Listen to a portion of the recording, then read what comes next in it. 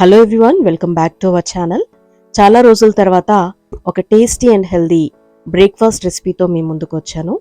ఇది రాగులతో చేసిన ఎంతో రుచికరమైన, ఆరోగ్యానికి మేలు చేసే మంచి టేస్టీయెస్ట్ బ్రేక్ఫాస్ట్ దోశ రెసిపీ అన్నమాట. రాగులతో ప్లెయిన్ దోశ చేయొచ్చు, మరియు ఎగ్ దోశలు కూడా మనం ప్రిపేర్ చేసుకోవచ్చు. అయితే ఈ రాగుల దోశ తయారు చేయడం చాలా తేలిక, ఎవరైనా ఈజీగా ప్రిపేర్ చేయొచ్చు. మరి టేస్టీ అండ్ హెల్దీ దోశ బ్యాటర్ని ఎలా ప్రిపేర్ చేయాలో ఈ వీడియోలో చూద్దాం. స్కిప్ చేయకుండా పూర్తిగా చూడండి. అన్ని వయసుల వారికి ఎన్నో ఆరోగ్య ప్రయోజనాలను సమకూర్చే రాగులతో హెల్దీ దోశ రెసిపీని ఈ వీడియోలో మీతో చూపించబోతున్నాను.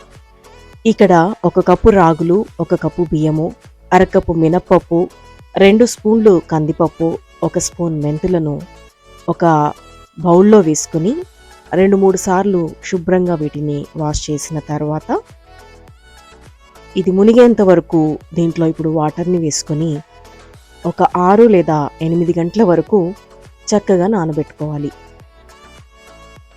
ఇవి పూర్తిగా నానిన తర్వాత రాళ్ళు ఏమి లేకుండా చూసుకొని, ఒకవేళ ఏదైనా డౌట్ ఉంటే గాలించుకొని చక్కగా వాటర్ అంతా వడగట్టేసి మిక్సీలో కానీ గ్రైండర్లో కానీ వేసుకొని స్మూత్ బ్యాటర్ లాగా, మనం రెగ్యులర్గా చేసుకునేటువంటి దోశ బ్యాటర్ ఎలా అయితే ప్రిపేర్ చేస్తామో అదేవిధంగా ఈ యొక్క బ్యాటర్ని మనం ప్రిపేర్ చేసుకోవాలి. రాగులతో హెల్దీ దోశ మనం మార్నింగ్ బ్రేక్ఫాస్ట్గానే కాకుండా నైట్ టైం డిన్నర్గా కూడా తినవచ్చు. దీనివల్ల మనకి ఎన్నో ఆరోగ్య ప్రయోజనాలు ఉంటాయి. ముఖ్యంగా రాగులు ఎముకలకి బలాన్ని ఇస్తాయని చెప్తుంటారు కదా. సో ఇది చూసారు కదా, బ్యాటర్ అయితే రెడీ అయిపోయింది.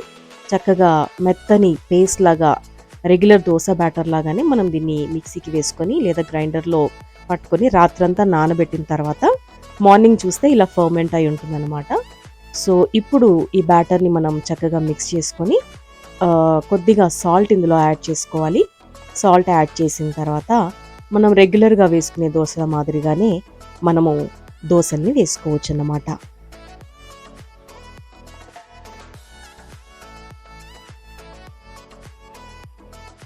సాల్ట్ మనము రాత్రిపూట నానబెట్టే టైంలో వేయకూడదండి.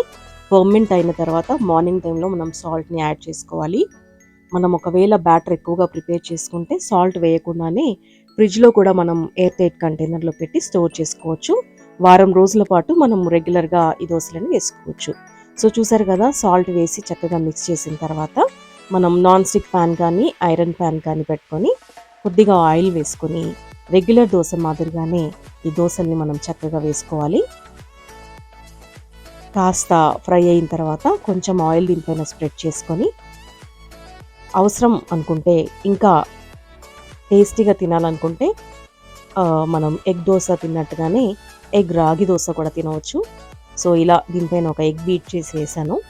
దానిపైన మన రుచికి తగినట్టుగా వేసుకుంటే కొంచెం నల్ల కారం కానీ లేదంటే మన ఇడ్లీ కారం కానీ ఏదైనా స్ప్రింకిల్ చేసుకుని రెండో వైపు కూడా చక్కగా ఫ్రై చేసుకొని మనకు నచ్చిన చట్నీ, పల్లీ చట్నీ, టమాటో చట్నీ, అల్లం చట్నీ, ఏ చట్నీతో తిన్నా కూడా ఈ దోశ చాలా చాలా టేస్టీగా ఉంటుంది.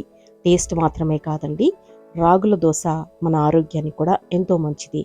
మన ఆరోగ్యానికి ఎంతో మేలు చేసే రాగులను దోశల మాదిరిగాను, ఇడ్లీల మాదిరిగాను, మరియు ఇంకా అనేక రకాల స్నాక్స్గా కూడా మనం ప్రిపేర్ చేసుకోవచ్చు. రానున్న వీడియోస్లో వీలైతే ఆ రెసిపీస్ని కూడా నేను షేర్ చేస్తాను. సో చూసారు కదా, ఇక్కడ చక్కగా దోశ రెండు వైపులా ఫ్రై అయింది. మన రాగి ఎగ్ దోశ రెడీ అయింది.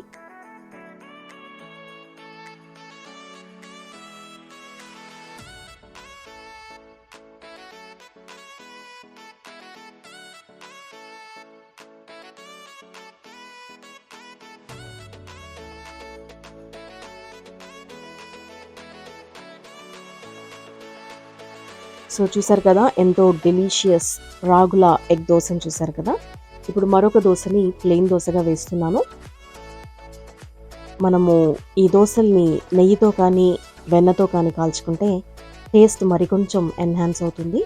మనకు నచ్చితే ఇడ్లీ కారాన్ని దీనిపైన స్ప్రింకిల్ చేసుకోవచ్చు, లేదా ప్లెయిన్గా కూడా చేసుకొని మనము రెగ్యులర్గా టిఫిన్స్ చేసేటువంటి చట్నీస్తో ఈ దోశల్ని సర్వ్ చేసుకొని తింటే ఆరోగ్యానికి ఆరోగ్యము మరియు రుచికరంగా కూడా ఉంటుంది.